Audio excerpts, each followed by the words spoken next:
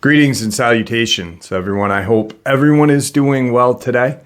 Today's upload is one that I have been waiting to share with you all. A couple weeks back, I had made mention of talking to Brad and him sharing an experience with me that was not his. And I didn't want to share it, one, because it would then be like third person. I figured, why not have the person who heard the original people share it with? So Brad's going to be on here sharing this really crazy experience that happened almost in the same exact location where he had his recent and last experience. He will not step foot into the woods anymore. Before we get into this upload, though, a couple links. As many of you know, I rely on Patreon, PayPal, channel membership, and the merch to help the channel to continue to grow and go. Links to Patreon, PayPal, and channel membership is in the description below. Merch displayed directly under the video. Also, Dogman Frightening Encounters, Volume 1 through 3, the audiobook versions. They were written and researched by Tom Lyons, narrated and produced by me, Jeff Nadolny. Those audiobooks are available on Audible, Amazon, and iTunes, links to which are also in the description as well. And finally, last but definitely not least, if you'd really like to help support the channel to continue to grow and go, simply subscribe. It does not cost a cent. Click the like button, takes half a second. If you don't want to miss out on any of the informative uploads I put out daily, click that bell icon. And folks, please leave a comment and share this video. Why? Well, because all these things really do help the channel to continue to grow and go. And yes, folks, they definitely matter. Now, everyone, I have taken far too much of your time. Let's jump in to today's upload, shall we? All right, everyone. Tonight I have a really good friend of mine and of the channel. Brad is with us. Brad, how are you tonight? Hello, Jeff. Glad to be back. Let me say hello to your wonderful audience. Hope everybody's doing well. Awesome. You and I last spoke, I think,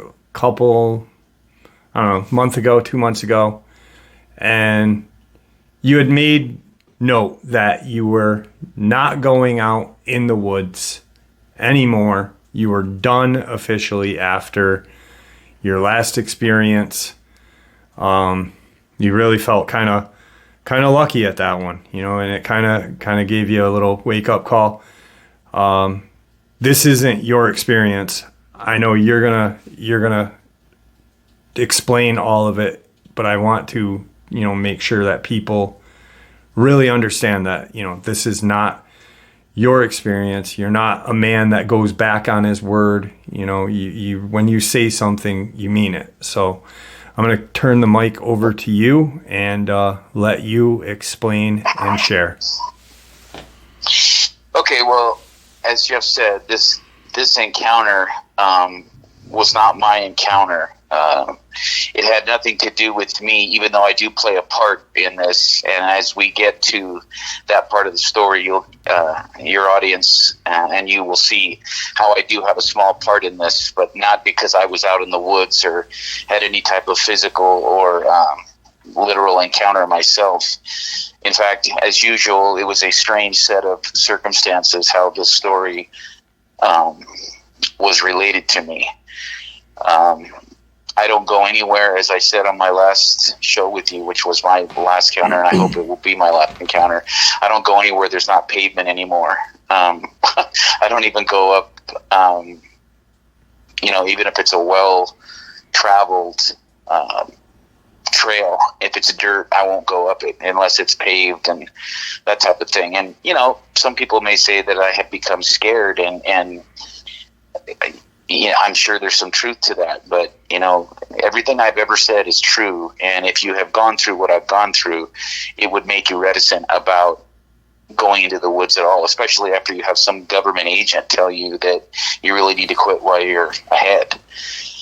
Yeah. And so I took that to heart, and that's the reason why I will never, except for the one exception that one of these days we'll have to tell people about, but except for the one exception that you and I know about, I will never go into the woods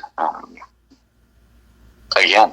So what I'm going to do is, for your audience, I'm going to read, this happened, this story was related to me 2 Fridays ago. And because it took me so long to sit here and write this out, because I was trying to remember everything, I wrote most of it a while ago when it was fresh, and then I finished it today before I sent it to Jeff.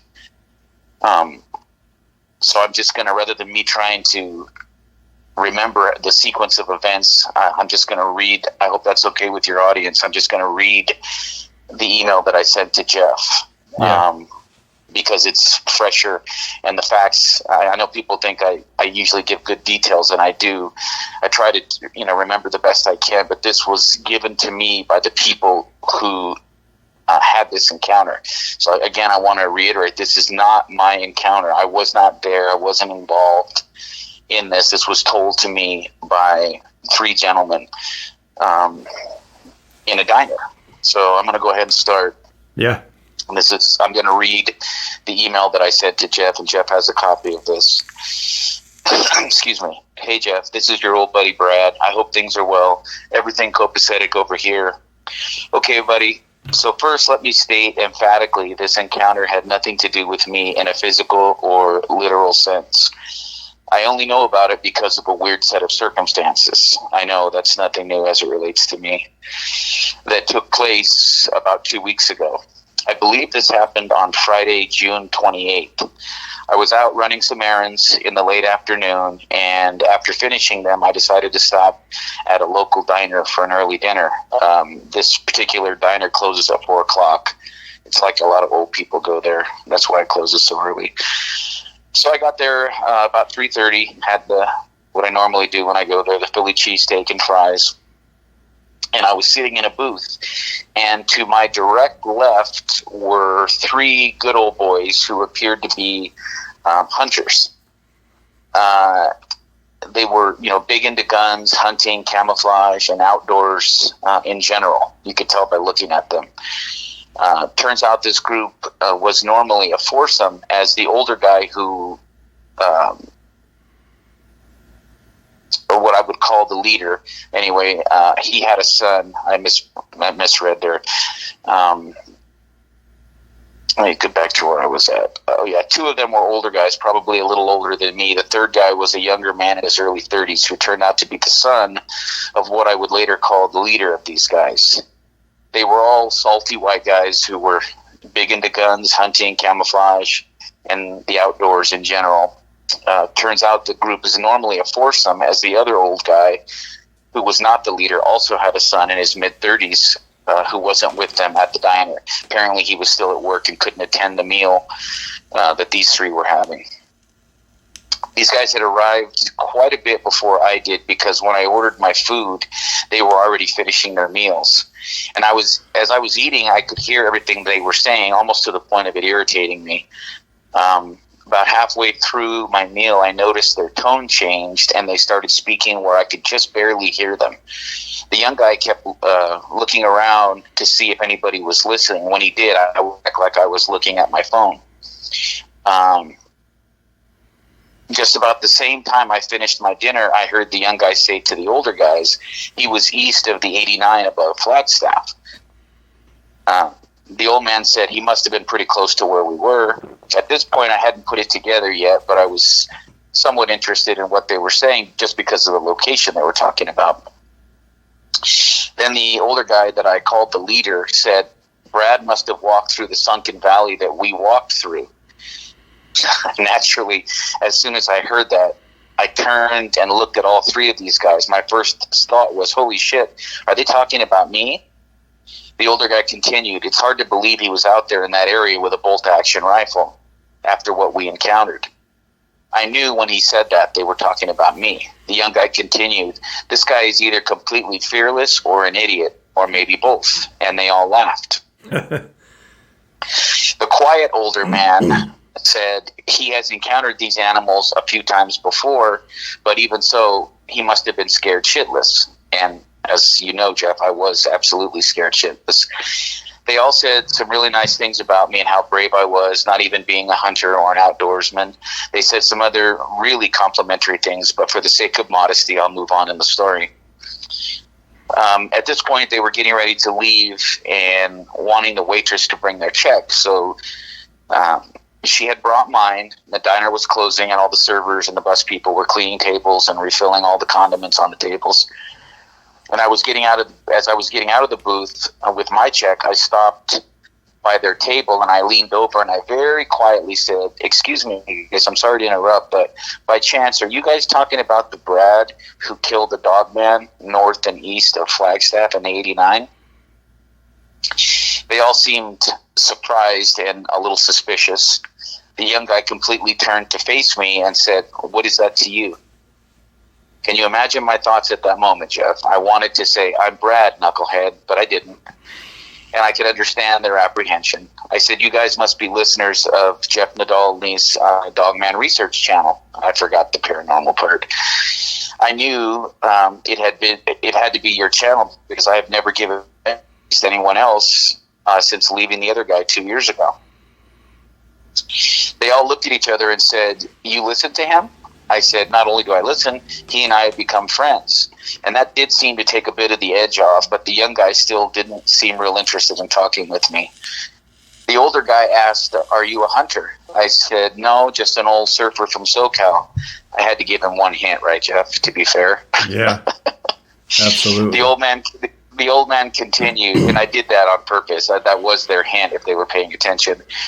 The old man, he continued, "What can we do for you?" And then he paused, like asking my name without asking. And I said, "I'm Brady." And they all gave me their names, and we shook hands. The young guy who was already suspicious of me said, "Brady, that's your name?" I nodded and moved on. They got their check, and we started to get up to move to the register. I just came right out and said, "Can I speak with you guys outside?"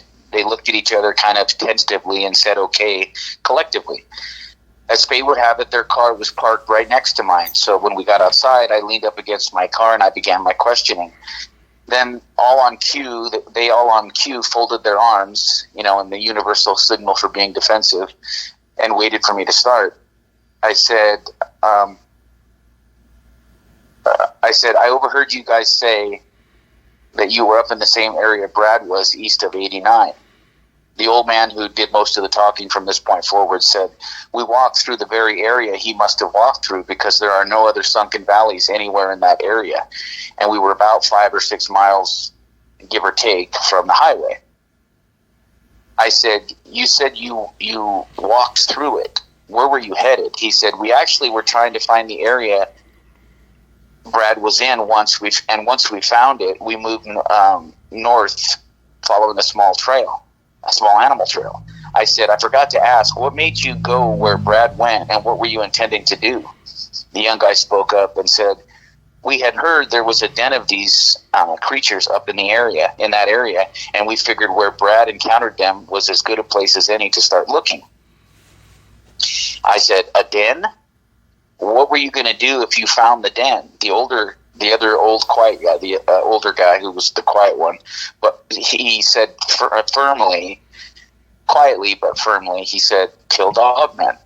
I said, "You guys were planning on hunting and killing Dogmen?"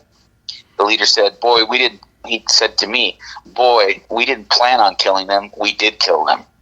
They all chuckled knowingly. I haven't been called a boy in 30 years, but I let it go. I said, "How do you hunt dogmen and a den of them, no less?" The young guy smiled at me and said, "Fully automatic rifles with 40-round magazines," and then started laughing. I couldn't help myself. I said, "Holy shit," and I started laughing too. The old man who was the leader jumped in and said, "You ain't going to tell anybody you're not supposed to, are you, boy?" I said, "No, not anybody I'm not supposed to." I said, "I'm a gun guy and I have been my whole life, so forgive me for asking, but how did you guys get a hold of fully automatic weapons?" The quiet old man said, "I'm a gunsmith." I said, nothing else needs to be said. They proceeded to tell me how the 4 of them had decided to kill as many of these animals as they could. And just so I'm clear, I didn't motivate these guys to do this hunt. They had been planning this for a long time. What I added was a place to start the search. That's where I come in, not because I was involved or because I motivated to do them, or I know these. I don't even know these guys. They used where I had gone on my last encounter to start the search, their search, figuring there must have been a den or at least a population of these animals somewhere within hiking distance. Turns out they were absolutely right. The old man continued. About a week or maybe two after we listened to Brad on the show, we decided to go up there and see if we could find where he'd gone and then branch out from there. We are from that general area and pretty much knew where to start looking and retrace his steps. I said, "What are you guys doing here?" Meaning where we are. This is in northern Arizona, but a little south of where they live. And he said we needed to stop by the local gun shop to pick up a scope for his rifle, and he pointed to the young guy. He said, "We went up there heavily armed. All of us had fully automatic ARs and at least 2 handguns each, all 10 mil and 45 ACP. The young guy who's not here also had a .338 Win Mag bolt-action rifle on his back, and this guy, pointing to the other old guy, was carrying a Mossberg 590 12-gauge on his back. We were all carrying at least 5 to 6 40-round magazines." I kind of chuckled and I said, "If you're going to go after these animals, you did it right." I continued, "So tell me what happened." He said, "Well, when we got there and arrived, where we thought Brad had been, we didn't see anything or even have the feeling any of them were close. We got to the hill we thought he had initially seen the Dogman on, and we turned left or north. We followed a game trail around the base of these small hills for at least 2 miles.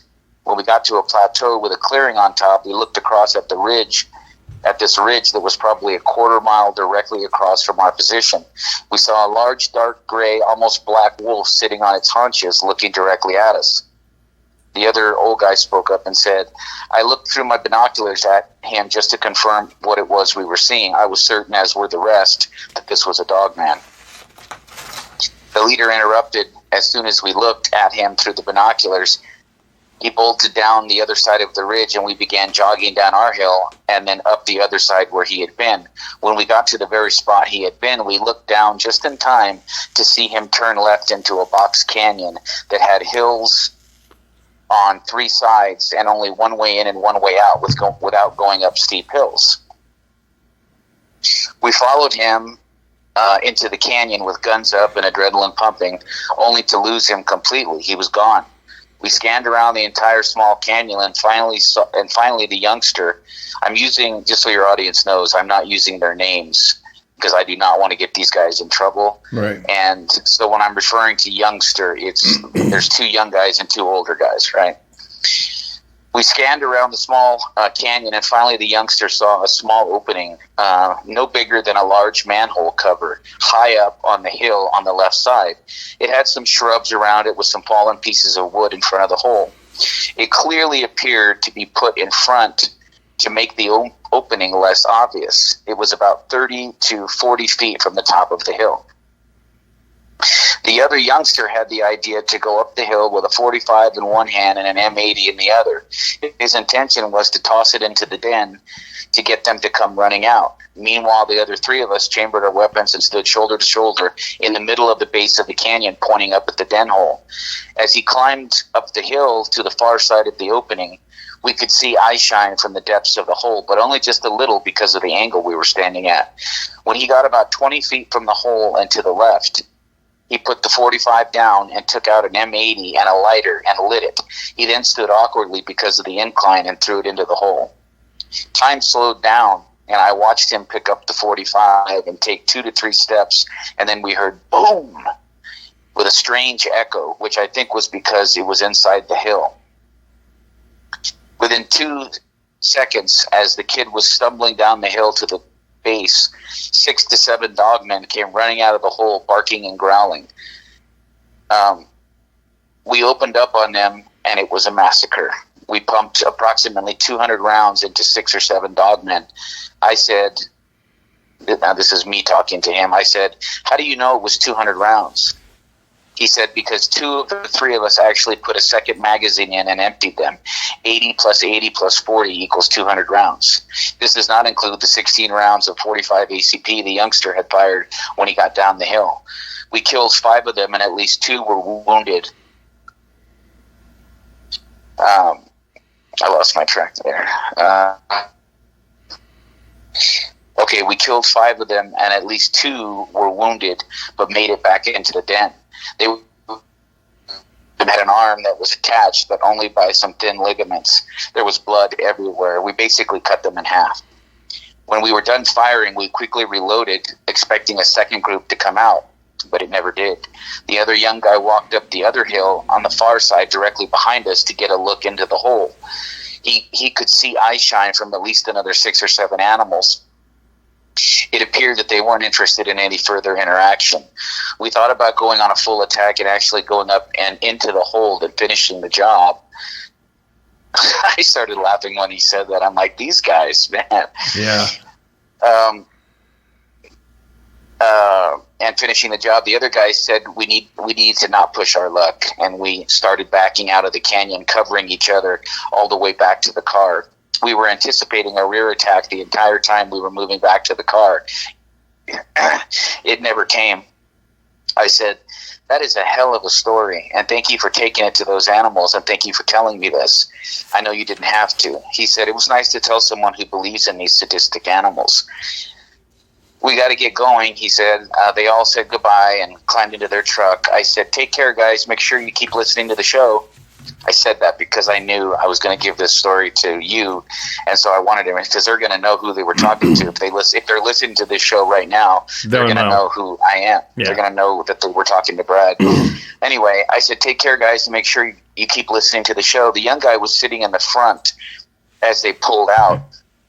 And as he faced me, he rolled down his window, because he was in the passenger seat. He rolled down his window and said, take care, Brady. And he smiled with like a toothy grin, and they took off. I did get the distinct feeling that he was suspicious about who I was. I got in my car and pulled out. When I caught them at the parking lot driveway as we're getting ready to turn onto the main road, I was right behind them. I saw on the back of their pickup a sticker on the back of their pickup that said, you have to believe, with a picture of Bigfoot.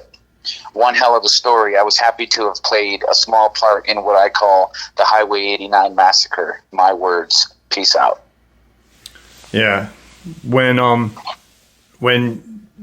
Now, the reason why he did explain why he narrated it, kind of, when he shared this with me, it was, I think, a couple of days after. It was, I think, still in June. And, yeah, I think it was either it was still real fresh in my mind at that time. Yeah.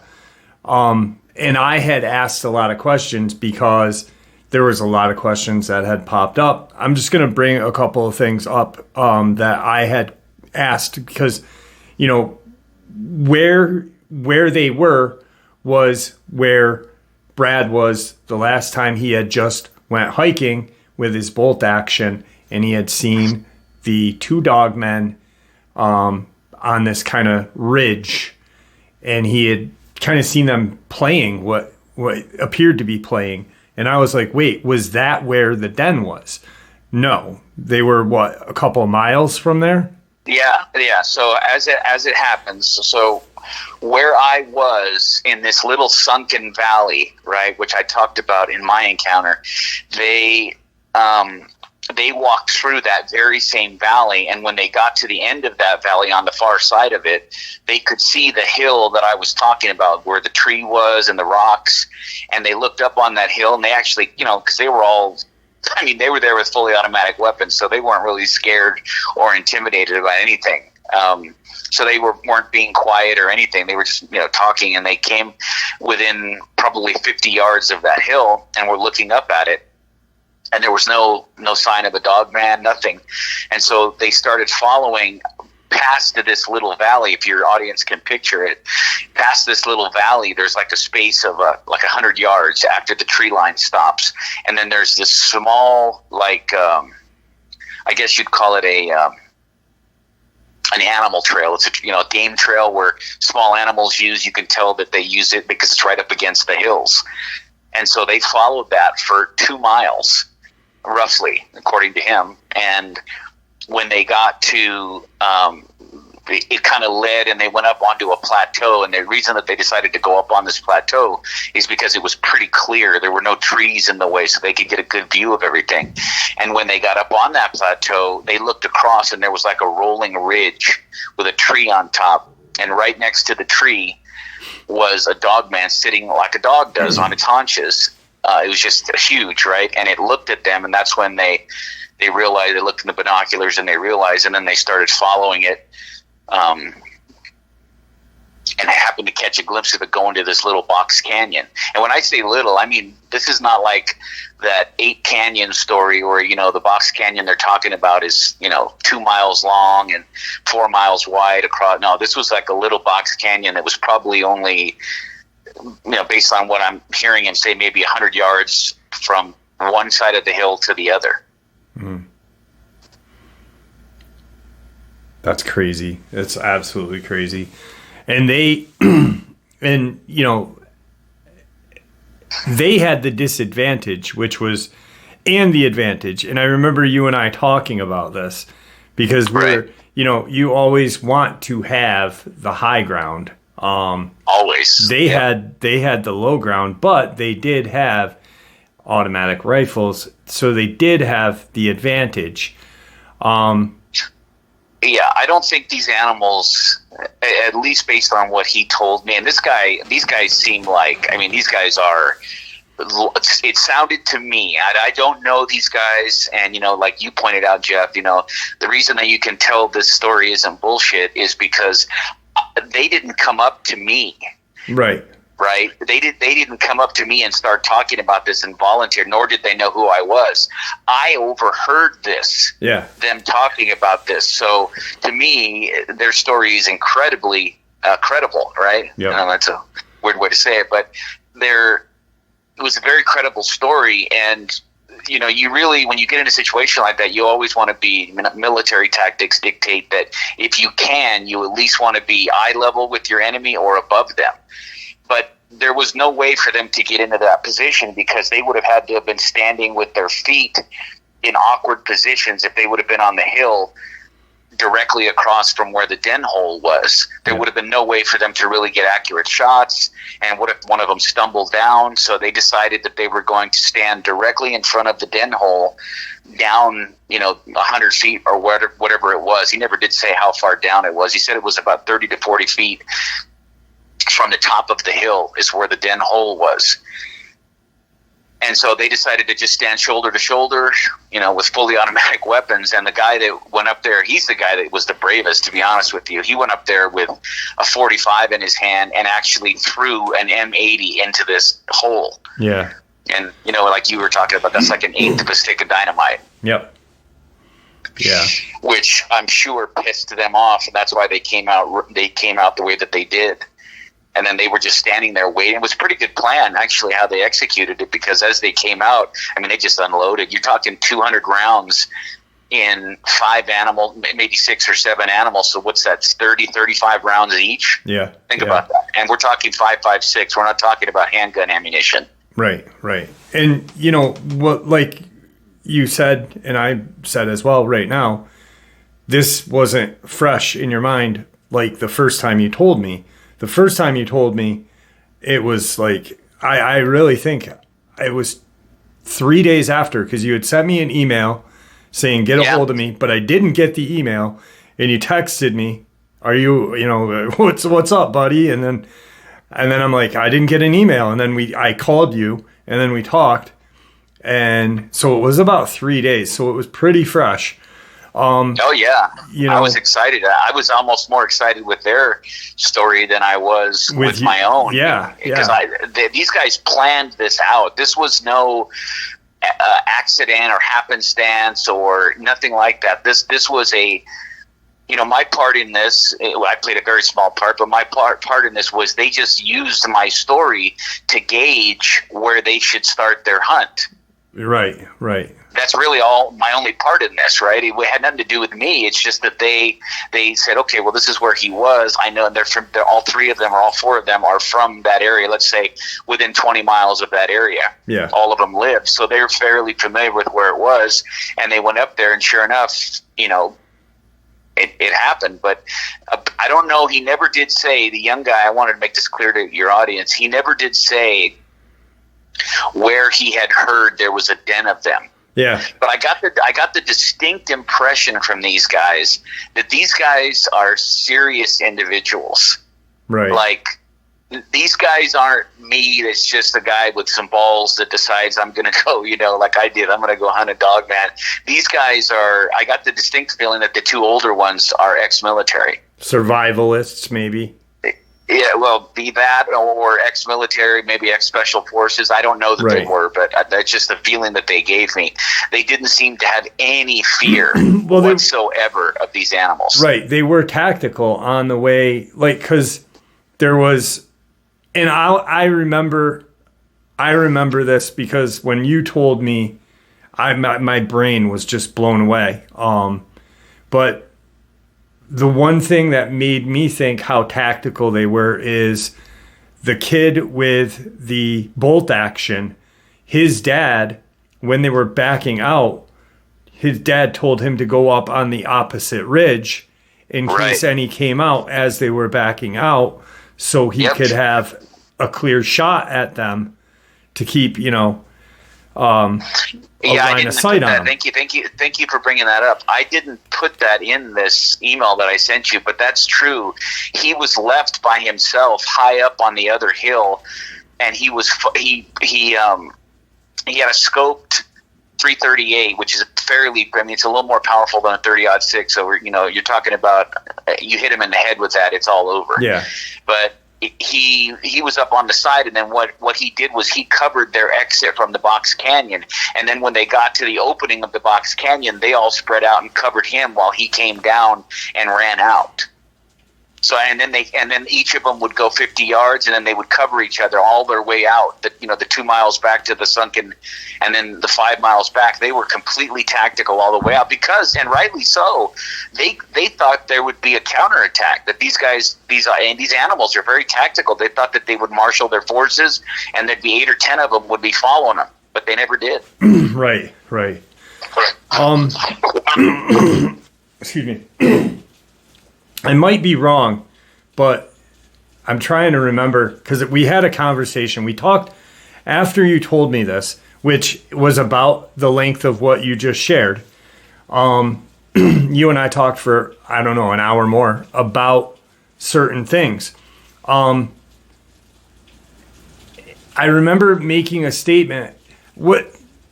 For some reason, I keep thinking like there was no phone. They didn't bring their phones.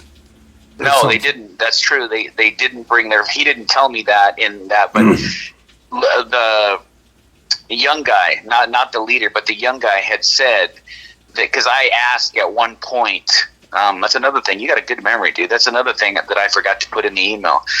That was me asking the question. I said, well, how come you guys didn't get pictures? And the young guy said, well, we didn't take our phones. Right. And then I thought, that's interesting. Yeah, because we were talking about how that the two government agents were that one that walked up on you while you were walking out and the other one that was on the back of the truck. How the hell they knew you were there, but they didn't know they were there. And I was like, did you have your phone with you? And you're like, yeah. And I did. So maybe that was, because like you said, you had your phone. You were there. You had, had a little skirmish compared to this with it. Helicopter flew over, and then one of these guys came out at you to, address the situation or clean up your mess. But yet, here, there was no kind of repercussion. I asked him, Jeff. I asked him at the very end of the conversation. and I hope your audience will forgive me because I did forget quite a few things. That's why I started writing this a couple of weeks ago, but I'd say half of it I did today because I wanted to give it to Jeff. I promised him I'd give it to him. I wanted to keep my word, but I had asked him if he encountered anybody or any like government agency or officer from any 3-letter agency or anything like that, and he goes, well, why would we? And I said, well, I don't know, I'm just asking, just out of curiosity. And he goes, no, we didn't have our phones. How would have anybody known we were there? Right. So these guys, dude, I'm telling you, these guys were, if I was going to go hunting Dogman, they might, if I could go with these 4 guys, they might convince me to go out there again with them. Let's put it that way. They went, like you said, you felt that there was something different about the 2 older guys, maybe ex-special forces, whatever, ex-service, but they had one goal in mind, and it wasn't getting pictures. It was, let's go hunt these things. And they were not apologetic about it. So there's going to be a small part of your audience and a large part of some other people who do these channels audience who are going to completely would hate these guys, right? Because they're not about peace and let's go pray to them and get down and ask their permission to these guys are straight up what I would call warriors and just decided, you know what?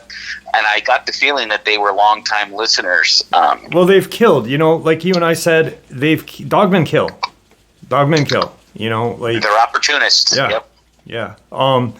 And I think you had asked, or one of them had said, but didn't get into detail, that one of them had seen a Dogman at one time years ago or something like that, but he didn't get into detail, and it wasn't around that area. Like they just used your experience because they were close by.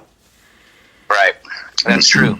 One of them had mentioned he was out just hunting. It wasn't a tactical engagement. It was just he was out hunting, and he had seen what he believed was a Dogman. He didn't get close to it. He was far enough away that it didn't see them. He was looking at it through binoculars, but he was convinced from that day forward that these animals existed. Right. Yeah. To me,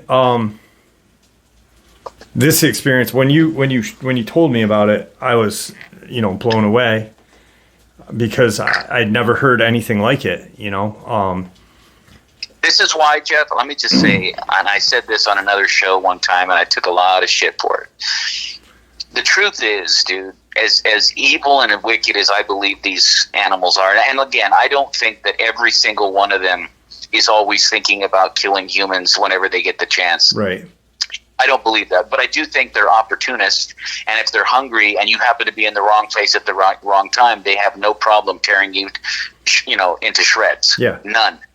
And will drag you back to the den, and they'll all feast on you. I really believe that about them, right? Yep. But I said this on another show one time, that when you bring the full power of man to bear, these animals, we shouldn't fear these animals, at least not to the degree that we do. They should fear us. Yeah. Because this group proves that if 4 guys that know what they're doing, and these guys didn't even have grenades or grenade launchers or just fully automatic weapons, and look at what they did to them.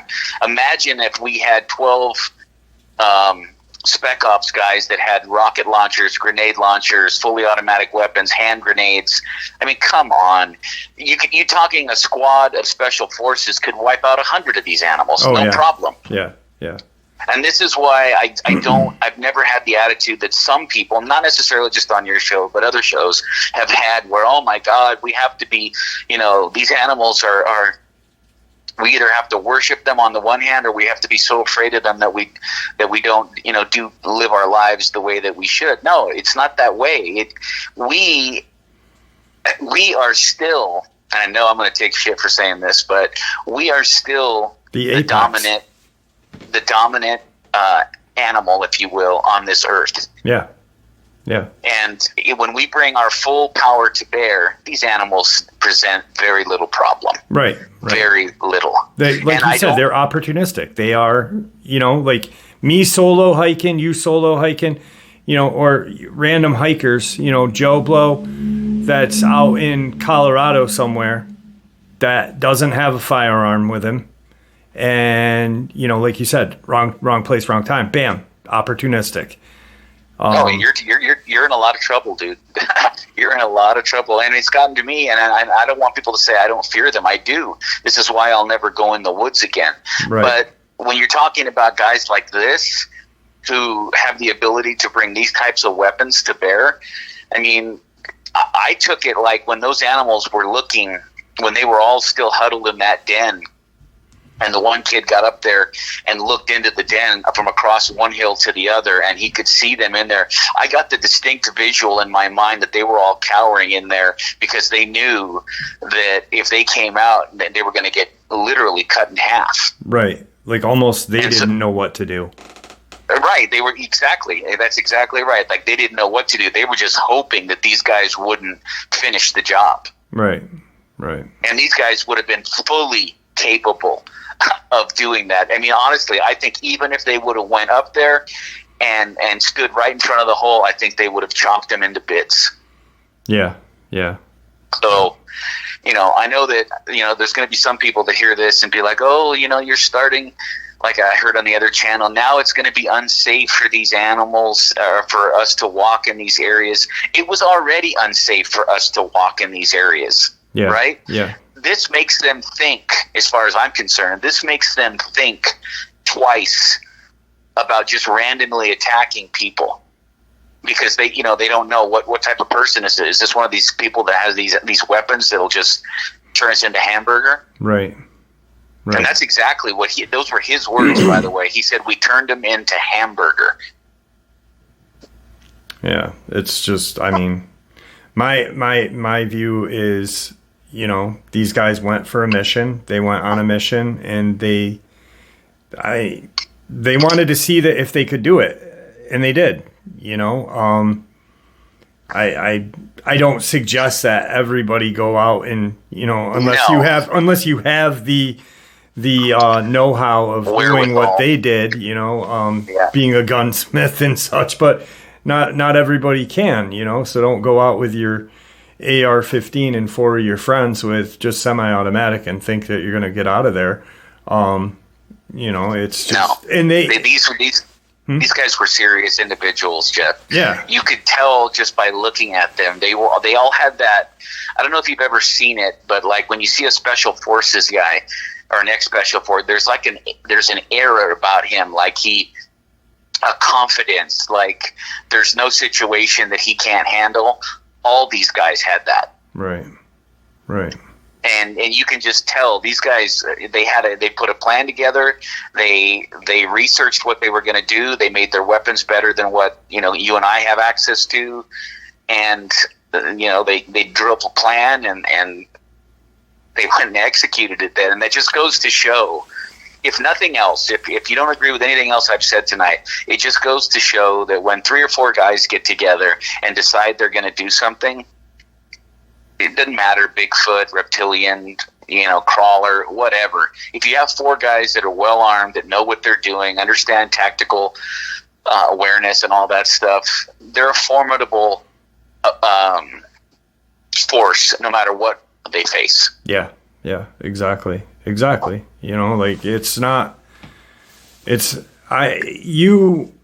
you said it, and there are people that are going to be upset, like, oh my God, why, but just because someone feels one way doesn't mean they feel the other, like these things are monsters. They are not friendly.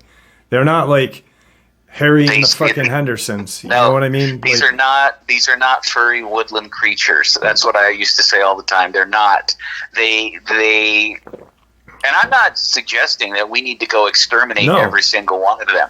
However, if it turns out that they are not natural and were not put here by our God, and they're some sort of a hybrid that we created, well, then I have no problem for them being wiped out. Right.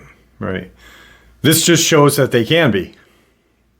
Yeah, that's another thing too. You know, some of your, I mean, actually, I don't even think it was one of your guests, but some other people have said that, you know, and again, it's possible, you know, that there's some other type of dogman that is some sort of spiritual, or, you know, I hate to use that word, but, you know, can camouflage itself and bullets don't affect it and all this other crap I've heard. Maybe it's true. I don't know. I mean, if you'd have told me that Dogman existed 5 years ago, I would have laughed in your face, and look at what I've experienced, right? So It's possible, but here's what I know.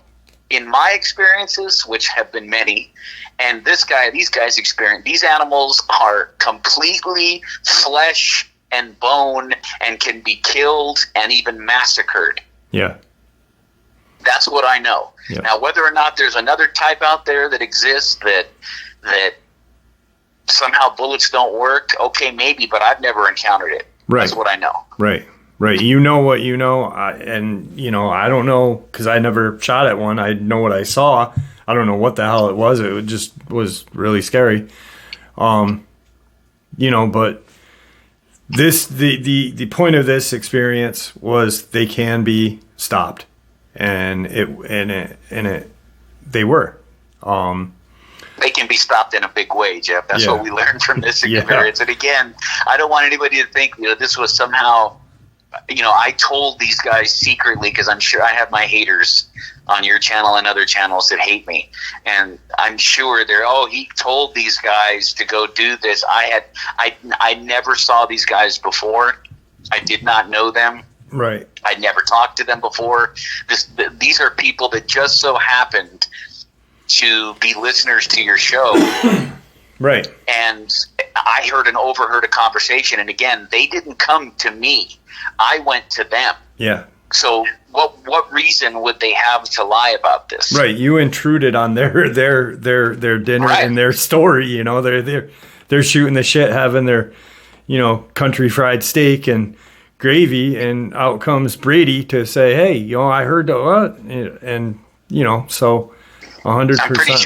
I'm pretty sure that young guy knew who I was. I don't know it for sure, but I'm pretty sure Brady is Brad with a Y. Right. That's exactly the best part about it too. He's like, your name's Brady? I said, yeah, and he just kind of smiled at me like, oh, okay. Yeah, I gave him hints. I mentioned that I was the SoCal surfer. SoCal. Yeah, you did. So if they listen to this, they're gonna know for sure. Yeah. So, all right, now I want to kind of switch subjects real quick before we end the interview. I was not aware that at one point you had a Bigfoot encounter. I knew of one, but I didn't know of one that was prior to all of your Dogman experience. And Brad and I he's never going back out in the woods ever again, unless, you know, one thing does occur. But we are going to have an upload in the future, maybe not the near future, but in the future, where Brad shares his Bigfoot experience with us. That he had shared. I'm going to go ahead and announce, because I felt like I cheated your audience, because I know you had talked about this last September when I had a Bigfoot encounter in a different place, a separate, not up where I went, where we were just talking about this last encounter that these guys had, but in a different place, more like in central Arizona. I had a Bigfoot encounter, and I was going to tell Jeff about it. And I did tell Jeff about it, but then I panicked because they erased. I had a picture, several pictures actually, of very clear footprints that were 17 inches. And I didn't share this with Jeff because I panicked when they erased the pictures, and then I actually took my phone to the Apple store to find out if I could retrieve them, and they said that those photos, they never existed, they're not in my memory. Well, there's only one group of people that can do something like that. Yeah. So I panicked a little bit, and I remembered the warnings that I got. But that last guy made it clear to me that nobody believes me anyway. So I think what Jeff's planning on doing is having me give both of my. These are not fully engaged. Let's put it that way.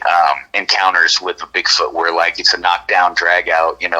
These are just encounters that one was in 2006 or 2007 up at Mount Shasta. I was hiking with somebody that worked for me. And then the other one was last September. I was walking in a different place, hiking in a different place by myself, and I encountered a Bigfoot. But I'll leave the rest of that for the next so it's going to show. be not in the near future, but in the future, because I know you've got some stuff coming up, and but it just, I never knew, and I'm not going to mention the channel or whatever, but I never knew that you had shared this on another channel and till last night, and I was like, wait, what? And you're like, yeah. Well, I wasn't interviewed. You were interviewed. He just read, right. He just read the story. Right. That's all. And it's actually a very interesting experience, but we'll save that for a whole different day. Yep.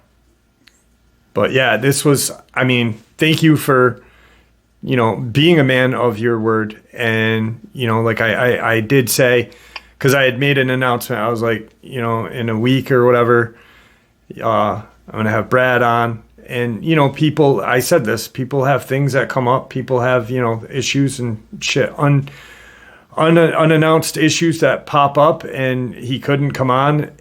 But you did. You finally were able to, and you've always been a man of your word. So your audience knows I'm a financial guy, and there's a lot of things that happen in the market that I have to pay attention to and that I get involved with. And sometimes it gets consuming because I'm in front of my computer screen a lot, right. Watching the markets and stuff. I don't want to give away too much of what I do because I don't want anybody showing up at my house. But I'll just say I'm a finance guy, and sometimes that means I have to work a lot longer at my computer during the day, and sometimes even into night. And sometimes with that, I get busy studying charts and stuff like that, and then I don't have the time to rap with Jeff about certain things. Not that I don't want to, but we all have life, and shit happens, right? So, right. No, I just appreciate it. I'd get you the story. Yeah, and I appreciate it. And you've always, you've never said, you're going to come on and not, but except that one time. But there was a valid reason for it, and I completely understood. Which in the near future, you guys will know about it. So. Yeah, I panicked. I absolutely Who panicked. Who wouldn't? I don't want to ever find myself on a list, although I'm sure I'm already on some list somewhere. But when they erased those photos, I kind of panicked, as Jeff will tell you. I'm sure he's mentioned it. I panicked a little bit because, when that happens and you're like, wait a minute, I took these photos. I saw them on my phone, and now the Apple people are telling me that these photos were not in the memory nowhere. Right. Well, that's a little scary because they should have at least been in my memory. In your cloud, yeah, or somewhere, but nope. And I remember that day, I've never heard you freaked out, and we've talked for a while, me and you have become friends. And, that day, it was a very short conversation, because you're just like, I'm like, hey, you still coming on? You're like, I'm not coming on. I'm not even going to talk about it. Don't want to talk about it. Done. And I'm like, okay. That's pretty much the conversation. And I felt, I held that feeling for quite a while until last month or 2 months ago now, whenever it was that I had my last encounter where that guy told me that he just looked at me point blank and said, nobody believes you anyway. You can go on. He even mentioned going on your show. So I was like, that was kind of to me like, okay, they really don't care anymore. So I'm willing to share. Those are the only two other stories that I have. I don't have any reptilian stories. Okay. I don't have any crawler stories. I don't have any ghost stories or anything. Some of the stuff Jeff's into, the paranormal, I don't have any stuff like that. All I have left is a couple of Bigfoot stories. And I don't want to build them up because they're nothing like the Dogman encounters that I had. These are just but these things did happen. One happened way before I even knew what a Dogman was, and the other one happened last September in a completely different place. Right. So, but I'll be glad to share them. We can make a show of it whenever you decide. If you want to wait a few weeks, or we'll wait a couple weeks or whatever. Let things settle and see how you feel in a couple weeks. But let's end this interview. Obviously, don't hang up because I want to talk to you for a little bit. Let me say goodbye to your audience. Absolutely. I want to thank them for tuning in and listening to me. I appreciate your audience. I read a lot of the comments, and I really appreciate the type of people you have for the most part. And until next time, take care and peace out. All right. It was awesome having you on. Thank you. Well, there you have it, folks. I am actually looking forward to having Brad back on here to share his 2 Bigfoot experiences. I kind of find it humorous where he says they're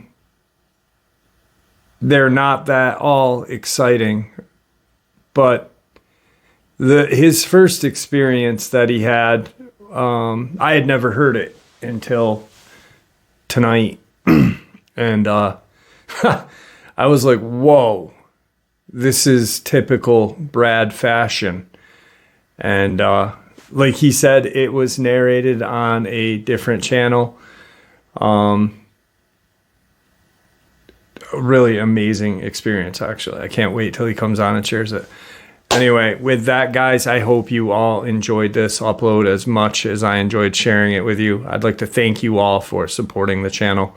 It is your support, after all, that keeps the channel growing and going, and honestly, what gives people like Brad a chance and a place to share their experiences and theories judgment-free. Everyone, please stay safe, happy, healthy, and ever vigilant, keeping an eye on our children, our pets, our family, and friends. These creatures are real. These scenarios are real. Stuff is out there. It's happening. Share this information with the people you love and care about, and it may just help save their lives someday. Until next time, never stop asking questions. Never stop searching for the truth. And God bless.